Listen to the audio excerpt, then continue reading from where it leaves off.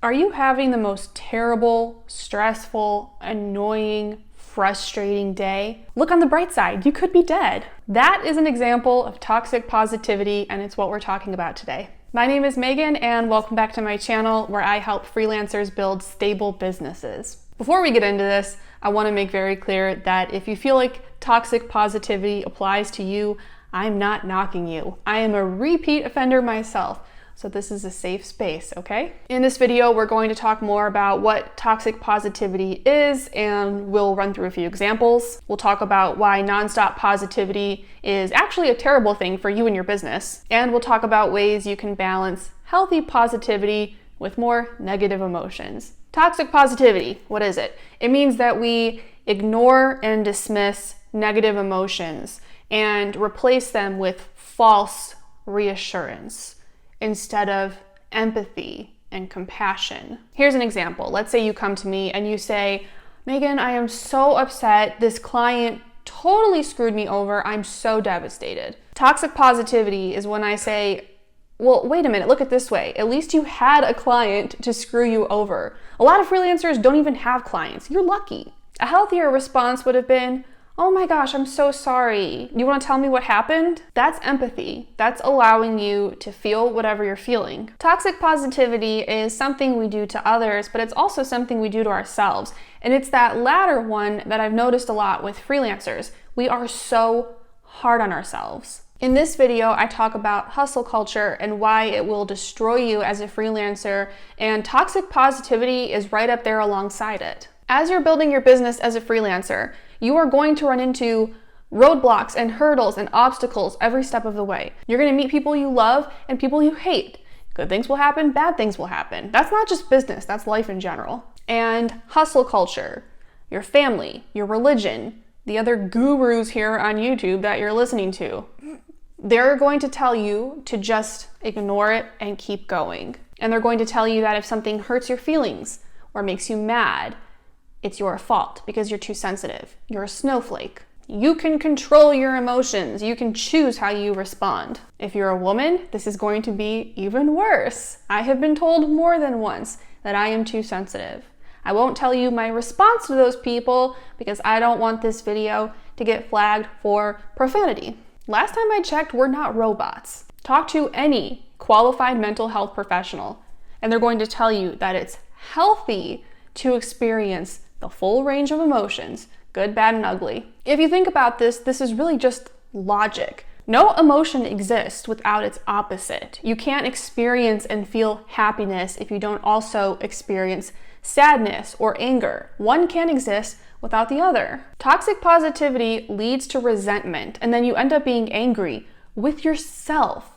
So here's an example. I had a client once who said very nasty things to me. He spoke down to me. Won't get into that, but he was just very nasty. And I let this go on too long. I would say, well, he must just be going through a really hard time, and at least he still wants to work with me, and I'm just so grateful for the business and the money. Then one day I snapped, and I started to rewind and think about all of the horrible things that this person had said to me over the months.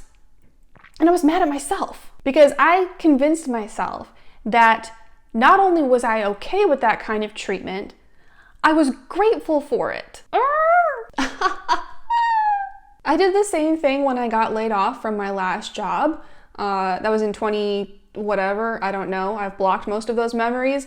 But when the VP pulled me into his office and let me go, I was there for 3 months. They had dragged me through 3 interviews, and they had said they were desperate for someone like me, and then they canned me after 3 months. After he let me go, literally, I stood up, shook the man's hand, and I thanked him. I was trying to keep it positive. Really, what I wanted to do was hit him with my car.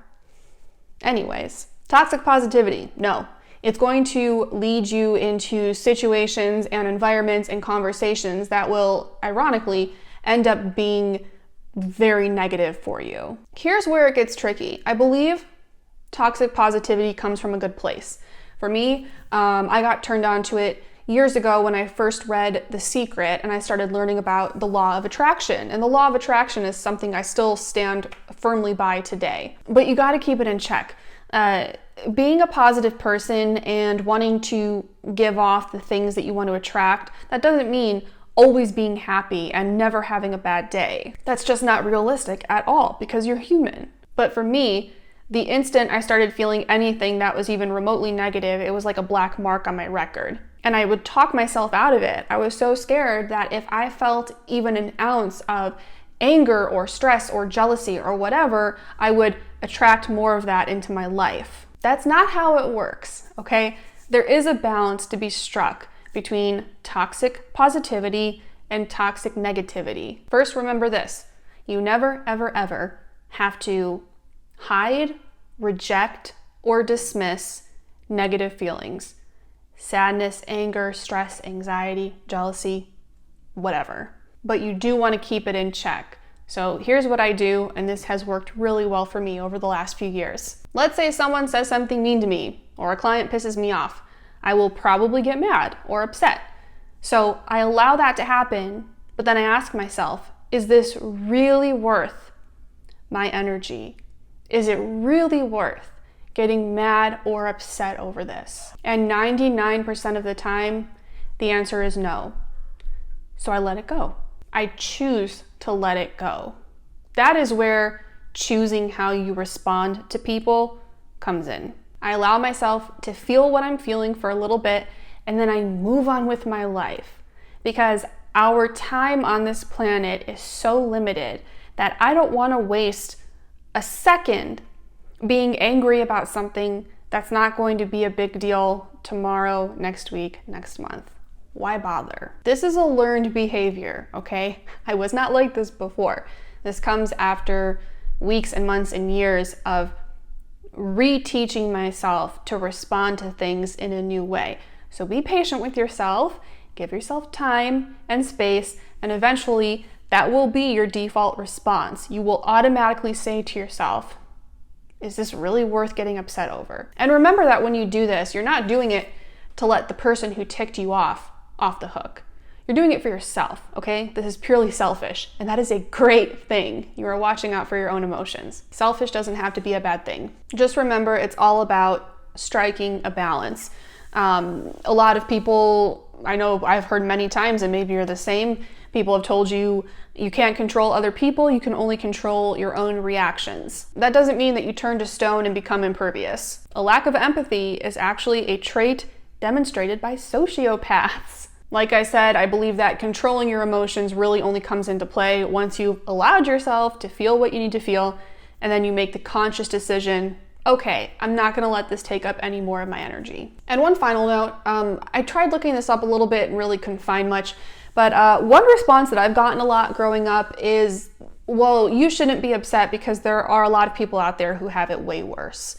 I don't know why, but I've heard this many times. In my opinion, this is also a form of toxic positivity. It's somebody saying, you have no right to be upset because other people have it way worse than you do. This is another way of that person telling you that your feelings aren't valid or justified, which is wrong. Yes, there are people out there who have it worse.